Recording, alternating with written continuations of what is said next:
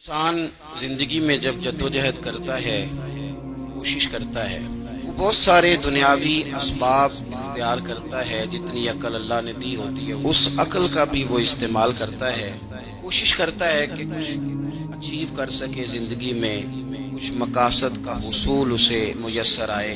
عزیز بھائیوں، ایک بات اپنے ذہن میں اچھی طرح بٹھا لیں اور لکھ لیں کہ زندگی میں جو کسی بندے کو کامیابی حاصل ہوتی ہے وہ رب تعالیٰ کی مدد سے حاصل ہوتی ہے۔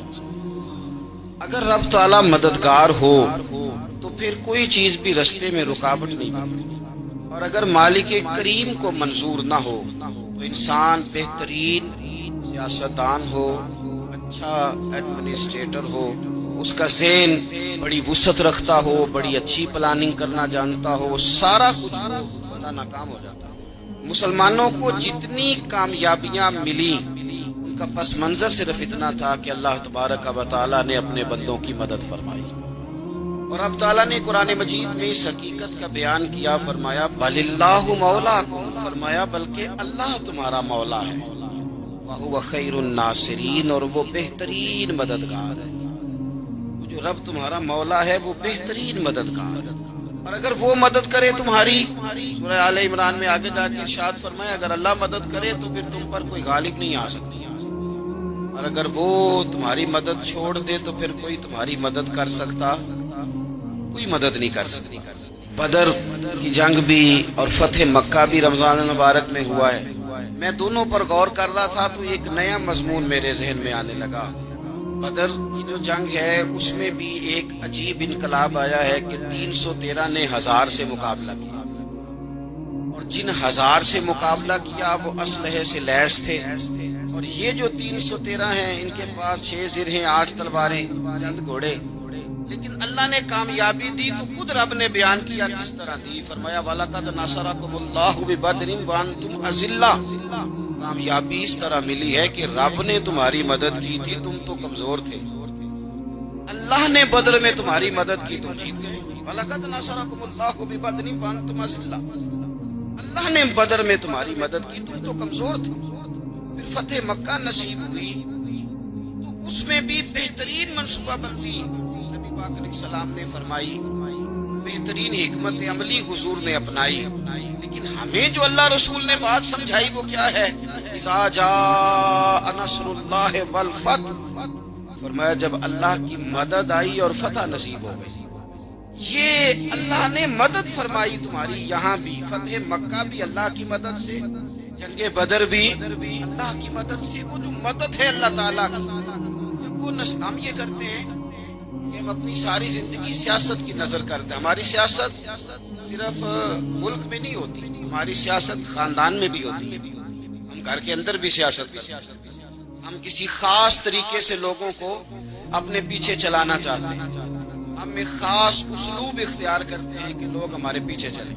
اس کا نقصان ہمیں یہ ہوتا ہے کہ سیاست ہوتی ہے یہ شطرنج کے ہیر پھیر کی طرح ہوتی ہے، تو اس کے راز بڑی جلدی کھلنے لگ جاتے ہیں، پتہ چل جاتا ہے کہ بندہ مخلص نہیں تھا، سیاست کر رہا تھا، طریقے سلیقے سے اس نے جوڑ کے رکھا ہوا ہے۔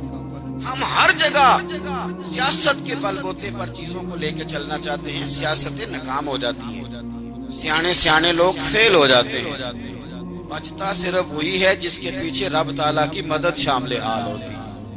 اپنی زندگی کے اندر ہم جو کچھ بھی کر رہے ہیں، جس شعبے سے بھی ہمارا تعلق ہے، آج ہم نے اس بات پہ غور کرنا ہے کہ پہلے تو یہ غور کر لیں کہ جو کام ہم کر رہے ہیں وہ کام ایسا ہے کہ اس میں اللہ کی مدد ہمیں ملے گی۔ اگر آپ کوئی معاذ اللہ ناجائز کام کر رہے ہیں، فعل حرام کا ارتکاب کر رہے ہیں، تو اس میں تو مدد الہی آئے گی نہیں۔ پہلے تو یہ دیکھیں جو کر رہے ہیں وہ کام مدد الہی والا ہے، اور اگر اللہ تعالیٰ کی مدد والا وہ کام ہے پھر اس پر غور کریں، کیا ہم نے مالک سے مدد کا سوال کیا ہے، ہمیں مدد میسر آ رہی ہے؟ وہ میں نے بزرگوں سے ایک بات سنی تھی، وہ بڑی یاد رہ گئی۔ وہ فرمایا کرتے تھے قابلیت بھی بڑی چیز ہے لیکن قبولیت سب سے بڑی چیز ہے۔ قابل ہونا بھی بڑی بات ہے لیکن زیادہ بڑی بات یہ ہے کہ اس کی بارگاہ میں قبول بھی ہے کہ نہیں ہے۔ اپنی زندگی میں اللہ کی مدد کی طرف بڑھے، مالک کی مدد کا اصول اختیار کرنے کی کوشش کریں۔ اللہ کے ساتھ اپنے آپ کو جوڑے. اگر اللہ کی مدد نصیب ہو، یہ جو ہم جتنا ڈرتے رہتے ہیں، سہمے رہتے ہیں، پریشان رہتے ہیں کوئی کیا کر دے گا، ہمارے ہاں نا ہر شعبے میں معاذ اللہ ایک مافیا ہے. الا ماشاء اللہ، مافیا کہتا ہے میرے ساتھ ملو گے تو میں چلنے دوں گا، ورنہ میں نہیں چلنے دوں گا. مارکیٹ میں آ ہی نہیں سکتا فلانا بندہ، کیونکہ یہاں ہمارا قبضہ ہے. میرے بھائی، بہت سارے لوگ جن کی نیتیں اور ارادے بڑے اچھے ہوتے ہیں شروع میں، وہ بھی اس مافیا کا شکار ہو جاتے ہیں اور ان کے رنگ میں رنگ جاتے ہیں.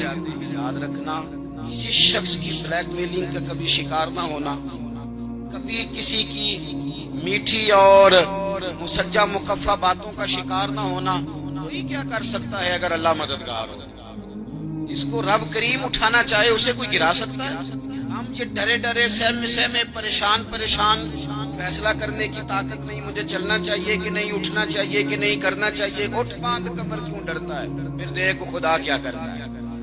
حضرت عبداللہ ابن عباس فرماتے ہیں میرے نبی پاک علیہ السلام نے میری تربیت فرمائی، حضور نے میری تربیت فرمائی، اور محبوب پاک علیہ السلام نے فرمایا عبداللہ یاد رکھنا، یہ نوجوان دوست میری بات لکھ لیں، پریشان لوگ میری بات لکھ لیں، ان کے پاس قوت فیصلہ نہیں، وہ اس بات کو لکھ لیں. حضرت عبداللہ ابن عباس فرماتے ہیں میرے نبی پاک علیہ السلام نے مجھ سے فرمایا تھا عبداللہ سن، اگر ساری دنیا مل کے تیرا کوئی نفع کرنا چاہے کر نہیں سکتی جب تک میرے رب کی رضا نہ ہو. اور فرمایا ساری دنیا مل کے تیرا کچھ بگاڑنا چاہے اللہ بگاڑ نہیں سکتی جب تک رب کریم کی حکمت کا تقاضا نہ ہو. لوگوں سے ڈرنا، لوگوں کی طرف دیکھنا، ماحول دیکھ کے اپنے راہ کا تعین کرنا، ہر بندے کے خیالات کے مطابق ڈلنے کی کوشش کرنا، فلانا نہ ناراض ہو جائے، فلانا نہ ناراض ہو جائے، وہ جس نے ہونا ہو جائے، بس رب رسول ناراض نہ ہو. اپنی زندگی میں اپنے مالک کو مولا جان اللہ مولاکم، اللہ تمہارا مولا ہے، وہ خیر الناصرین، کو بہترین مددگار ہے. جو جب بھی کریں رب کی جانب کریں، اپنے دل کا قبلہ درست رکھیں، سوچوں کے زاویے سیدھے رکھیں. مالک جب بندوبست کر دینا،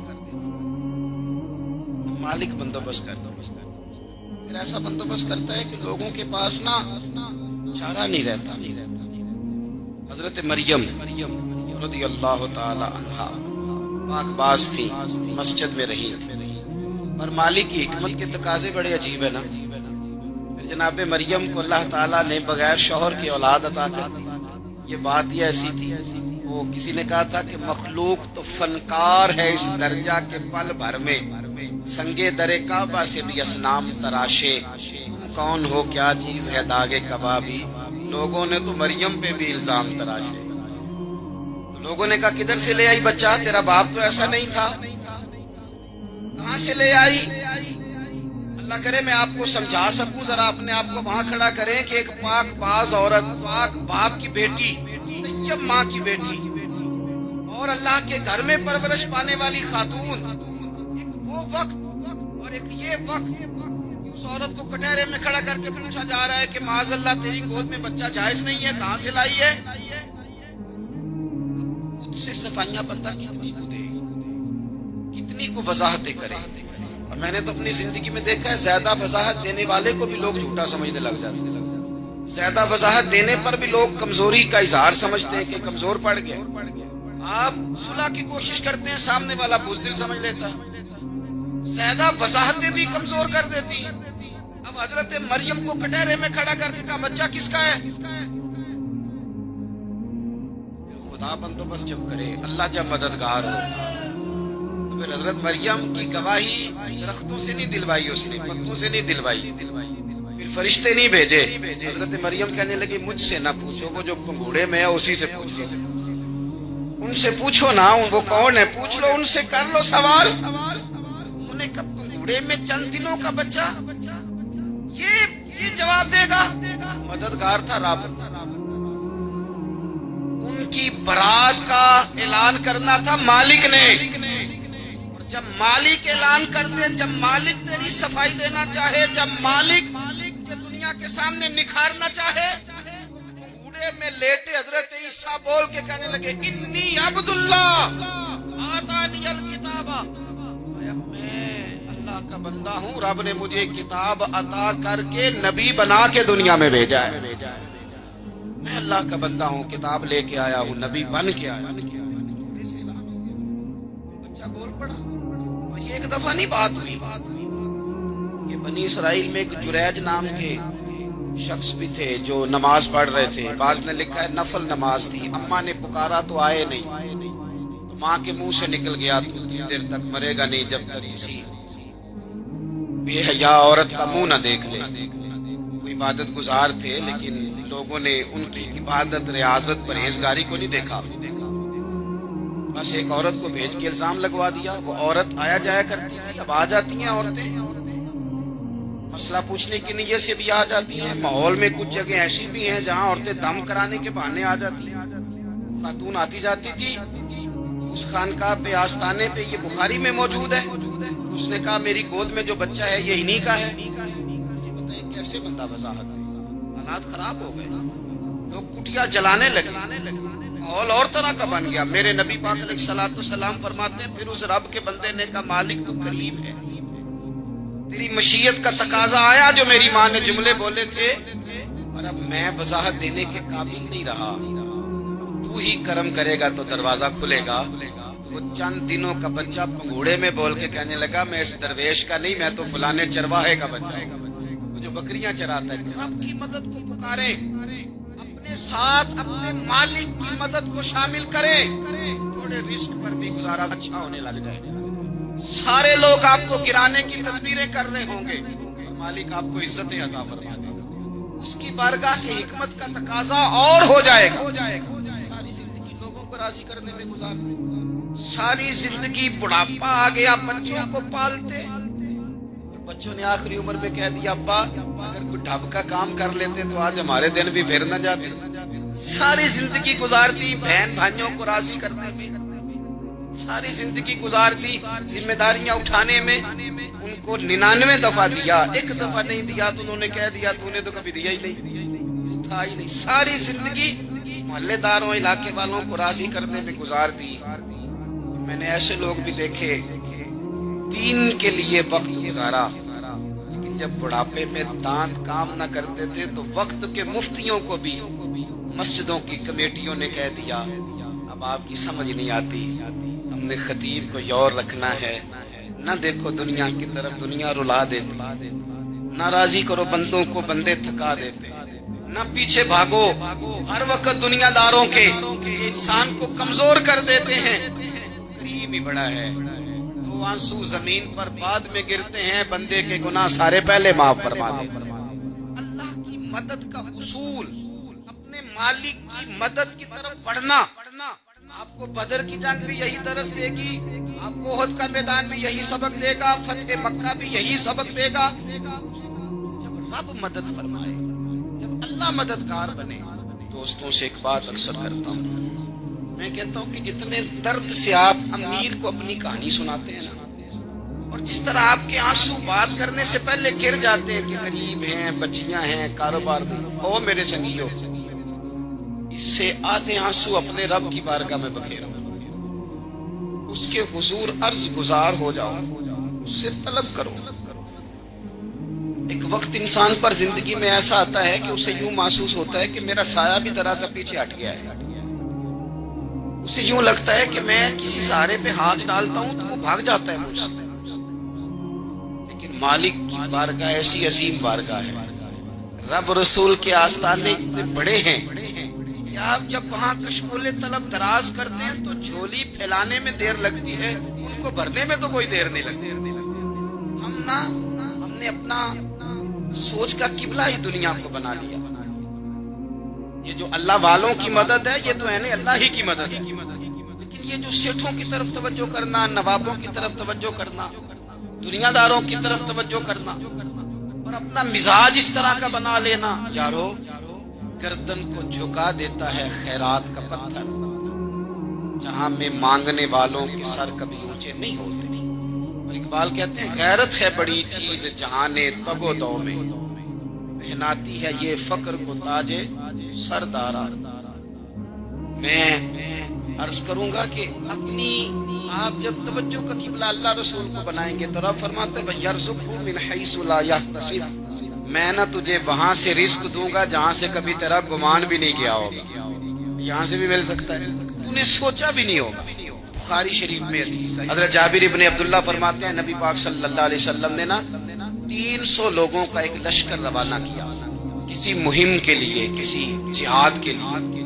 حضرت ابو عبیدہ بن جراح رضی اللہ تعالیٰ عنہ امیر لشکر، فرماتے غربت اتنی زیادہ تھی، بھوک اتنی زیادہ تھی کہ ایک ایک کھجور دن میں ایک وقت کھانے کو ملتی تھی، اور ایک کچھ دن ایسے آئے کھجور بھی نہیں مل رہی۔ فرماتے اتنی زیادہ بھوک لگی مجاہدین کو 300 بندہ پتے کھا کے گزارا ہونے لگا، یہ بخاری میں موجود ہے۔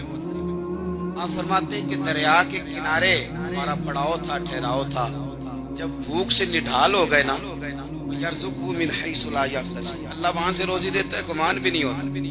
فرماتے ہیں ایک مچھلی اللہ تعالیٰ نے دریا کے کنارے بھیجی، فرماتے ہیں وہ تھی تو مچھلی پر پہاڑ جتنی تھی۔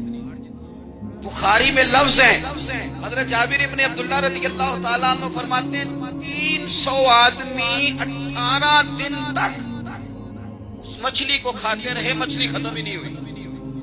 مچھلیاں نہیں، مچھلی کہتے ہیں 18 دن 300 بندہ کھاتا رہا، مچھلی ختم ہی نہیں ہوئی۔ اور فرماتے ہیں کہ اس کی ہڈی نکال کے، کانٹا کہیں گے آپ اپنی زبان میں، کہتے ہیں وہ نکال کے نا تو اس کو کھڑا کیا نا جب، تو اونٹ کجاوے سمیت اس کے بیچ سے گزر جاتا تو اس کے کانٹے جوڑے۔ فرماتے ہیں وہ اس کا گوشت ہم کھاتے تھے اور اس کی چربی بطور تیل کے ہم جسموں پہ ملتے تھے، بیماروں کو اس سے سکون آتا تھا، تندرستی شفا ہوتی۔ فرماتے ہیں ہم کھایا بھی ہم نے، اور کچھ لے کے ہم مدینے بھی گئے، اور قربان جائیں نبی پاک نے بھی اس میں سے کھایا۔ ہم نے عرض کی حضور یہ معمہ کیا ہے، یہ ماجرا کیا ہے؟ محبوب نے فرمایا تمہارے پاس غذا نہیں تھی، رب نے تمہارے لیے بندوبست کیا ہے، اللہ نے تمہیں دیا ہے۔ مکان شروع کر لیا، ایک صاحب نے وہ مکان بنانے لگے، آپ وہ حساب لگا رہے ہیں، کہتے ہیں میرے پاس اتنے پیسے ہیں، اتنے میں نے فلانے دوست سے کہنا ہے اس نے دے دینے، اتنے فلانے رشتہ دار سے کہنا ہے اس نے دے دینے، اتنے فلانے سے کہنا ہے اس نے دے دینے۔ یہ ساری کاپی بنا کے مکان شروع کر لیا۔ جو روز کہتا تھا نا کوئی حکم ہو جاتے دسی، سب سے پہلے اس کو کہا میاں پیسے چاہیے، وہ کہندا ہو کل ہی منڈا ٹورے ہے، کہتے تو پرسوں 10 داتے لب جانے سب۔ میں آپ کو اپنے تجربے کی بات بتا رہا ہوں۔ ان لوگوں کا خیال ہوتا ہے نا کہ آپ سٹارٹ کریں فلانا کام، ہم آپ کے ساتھ ہیں، اللہ کا ہی کوئی نظام ہے، وہ بالکل بھی نہیں ساتھ ہوتی۔ لیکن ایسا نہیں ہے کہ کوئی ساتھ نہیں ہوتا، اللہ تعالیٰ بڑے اسباب پیدا کرتا ہے، وہاں سے دیتا ہے جہاں سے گمان بھی۔ ہمارا یہ ذہن بن جاتا ہے ہم ساری اپنے حساب سے چلتے ہیں، اتنے رشتہ داروں سے، اتنے کون آپ کے ساتھ چلے گا، سوال ہی نہیں پیدا ہوتا۔ یہ سارے کام چھوڑ کے سب سے پہلے دو رکھتے، اپنے رب کی بارگاہ میں، رسول کائنات کی بارگاہ میں گزارشات اور استغاثے پیش کرو، وہاں سے خیر طلب کرو۔ دنیا دار کیا دیں گے، کیا دے سکتے ہیں، کیا حیثیت ہوتی ہے؟ اللہ کہتا ہے وہاں سے دوں گا۔ اللہ مال دے وہ لینا چاہیے کہ رشتہ داروں کا مال دیکھنا چاہیے؟ جو اللہ دے وہ لینا چاہیے کہ سیٹھوں نوابوں کی جیبیں دیکھنی چاہیے؟ جو اللہ دے وہ قبول کرنا چاہیے یا دیکھنا چاہیے کون سا آدمی کہاں پہنچ گیا؟ چھوڑو، اپنی مٹی پہ چلنے کا سلیقہ سیکھو۔ کسی کے سنگ مرمر پہ چلو گے تو پھسل جاؤ، پھسل جاؤ۔ اس پر ایک اور بات عرض کر دوں، صحیح بخاری سے، مسلم سے ایک اور بات۔ کچھ چیزیں ایسی ہیں جن سے اللہ کی مدد آتی ہے، مدد ملتی ہے۔ ایک چیز ان میں سے ایسی ہے جس سے بہت مدد نازل ہوتا ہے، وہ ہے کہ جب رب آپ کو دے نا تو پھر آپ بھی اس کے راستے سے، پھر مدد آتی ہے، پھر اور آتا ہے۔ بخاری مسلم میں حدیث ہے، یہ زیادہ ہی توجہ طلب عمر ہے، اس پر آپ غور کریں گے۔ حضرت ابو ہریرہ فرماتے ہیں کہ نبی پاک علیہ السلام نے فرمایا ایک شخص نے بادلوں کے اندر سے آواز سنی کہ فلاں آدمی کا کھیت اور باغ خشک ہو گیا ہے، وہاں برسو اور اس کے کھیت کو سیراب ہو۔ بڑا حیران ہوا کہ بادل سے آواز آ رہی۔ پھر اس نے دیکھا کہ ایک پہاڑی پر بارش ہوئی، وہ بادل وہاں برسا، پھر نالیوں سے ہوتا ہوا پانی ایک طرف چلا۔ تو جس نے آواز سنی تھی، حضور بیان کر رہے ہیں، وہ بھی پیچھے پیچھے چلا کہ پانی کدھر جا رہا ہے۔ اس نے جا کے دیکھا کہ ایک مقام پہ ایک باغ کو وہ پانی لگ رہا ہے اور ایک آدمی وہ پانی لگا رہا ہے۔ اس نے اس سے پوچھا تیرا نام کیا ہے؟ اس نے کہا کیوں؟ کہنے لگا بتا نا۔ اس نے نام بتایا، کہنے لگا یہی تو وہ نام ہے جو میں نے بادلوں کے اندر سے سنا۔ فلاں کے کھیت کو پانی دے دو. اس نے کہا یار تو کیا عمل کرتا ہے کہ اسپیشل تیرے لیے بارش برسے. یہ بخاری پڑھ رہا ہوں, سیاستہ سے حدیث عرض کر رہا ہوں. اس سے پوچھا تو کیا کام کرتا ہے کہ جناب اللہ تبارک و تعالیٰ کا حکم کرم آیا خاص تیرے لیے پانی برسے اور تیرے کھیت کو سیراب کرے. تو اس نے کہا چھوٹا ذمہ دار ہوں, اور جب فصل اگتی ہے تو 3 حصے کرتا ہوں. ایک حصہ اپنے بال بچوں پہ, بہن بھائیوں پہ خرچ کرتا ہوں, ایک حصہ پورا, اور ایک حصہ دوبارہ کاشتکاری پہ لگاتا ہوں, اور تیسرا حصہ خالص میں نے مسکینوں, یتیموں اور غریبوں کے لیے رکھا ہوں. وہ جو تیسرا حصہ اللہ کرے آپ سمجھیں, وہ رب کے بندوں پہ تیسرا حصہ خرچ کرتا ہے نا. کریم مالک نے فرمایا جہاں سے غریب کا حصہ جاتا ہے وہ کھیت خشک نہیں رہنا چاہیے. وہ جہاں سے مسکین روٹی کھاتے ہیں وہ خشک نہ رہے. جہاں سے یتیموں کو کچھ آتا ہے اس کی فصل رہ نہ جائے. میں اور آپ بھی اگر اپنے مال میں مسکینوں, یتیموں, غریبوں کے حصے رکھ لیں گے تو فصلیں خشک نہیں رہیں گی. ان کے اندر تازگی آئے گی, نور آئے گا, کرم آئے گا. خاص کر خدا کی رحمت برسے گی. مدد اللہ سے چاہیں, اپنی توجہات کا مرکز رب رسول کی ذات کو بنائیں, آپ محسوس کریں گے کہ بڑی جلدی اللہ تعالیٰ کی مدد آنے لگی ہے. کبھی آپ صرف کہہ دینا میرا رب میرے ساتھ ہے, اس لفظ میں اتنی طاقت ہے کہ دشمن ویسے زہر ہو جاتا ہے. زندگی میں کسی سے بھی لڑائی ہو, اچھی طرح سوچ لیں کہ اللہ اس طرف ہے یا اس طرف ہے. اگر آپ زیادتی پہ ہیں تو پھر رب مظلوم کی جانب. اگر اللہ کی مدد آپ کے ساتھ ہے دنیا کی کوئی طاقت آپ کو گرا نہیں سکتی. اور اگر آپ مظلوم کے مقابلے میں ظالم بن کے آپ کھڑے ہو گئے ہیں اور آپ نے رویہ وہ اختیار کیا ہے کہ جس میں مدد نہیں آئے گی, یاد رکھ لیں کہ آپ کوئی بھی ہیں, کہاں بھی ہیں, آپ کمزور ہیں. طاقتور تھے ابتدائے اسلام میں, ظاہری طاقت کی کفار مکہ کے پاس, ڈنڈوں سے مارتے تھے غریبوں. ان کے ہاتھوں میں ڈنڈے تھے, اور خدائی طاقت ان مظلوموں کے ساتھ.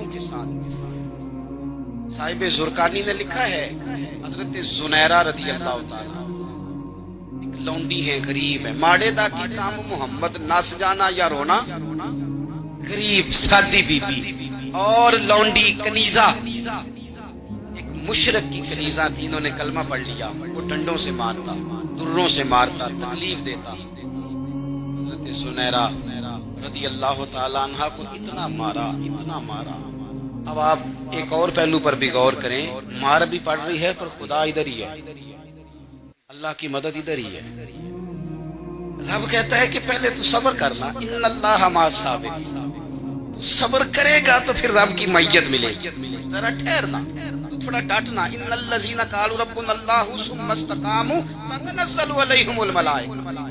تو کہے اللہ میرا رب ہے, پھر تو پہلے ڈٹ, پہلے تو نے ڈٹنا ہے. ثم استقاموا, جو ڈٹ گیا, تتنزل علیہم الملائکہ, ڈٹنے والے کے لیے مدد آتی. پہلے تھوڑا ٹھہرنا پڑتا ہے, پہلے تھوڑا صبر کرنا پڑتا ہے, حوصلہ کرنا پڑتا, اس کے بعد مدد آتی. مار پڑ رہی ہے, مارا جا رہا ہے.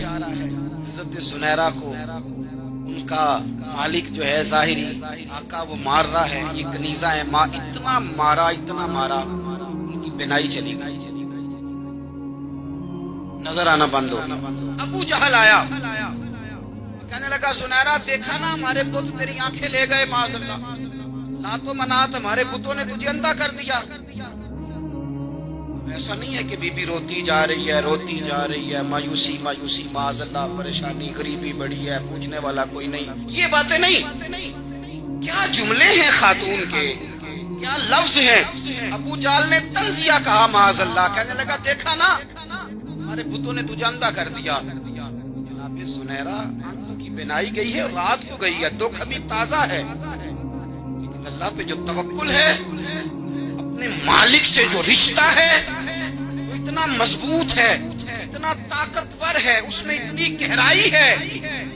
حضرت زنیرہ بول کے نا اتنی قوت سے بولی, اتنی طاقت سے بولی, پورے کفر پر لرزہ طاری ہو گیا. فرمانے لگی ہمارے بتوں کی کیا اوقات ہے, تو میری بینائی لے جائیں, یہ میری رب کی حکمت کا تقاضا ہے. جب تک اس نے چاہا زنیرہ دیکھتی رہی, اور جب اس نے چاہا زنیرہ کی آنکھوں کی بینائی چلی گئی، اور اگر وہ چاہے گا نا تو بینائی واپس بھی کر دے گا۔ اگر ہو ذوق یقین پیدا تو کٹ جاتی ہیں زنجیریں، اگر وہ چاہے گا تو بینائی آ بھی جائے گی۔ حضرت زنیرہ نے رات کو یہ لفظ کہے، ابو جہل اور سارے کفار ڈر کے سن کے چلے گئے۔